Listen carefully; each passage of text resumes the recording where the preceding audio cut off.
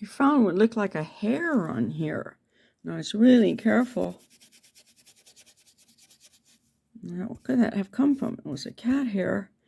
So finally I put, and then it looked a little like a crack. So then I put some water on it and worked on it. And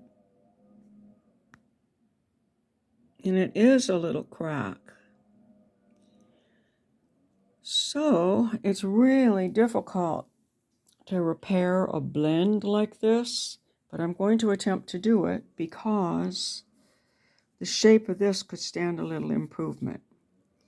And I think I can just pull it off over on that side somehow, maybe with a little bit of a glaze too. So just a little note on how this is doing. And only one more thing to do, which is to get the words on it and figure out exactly what they're going to be.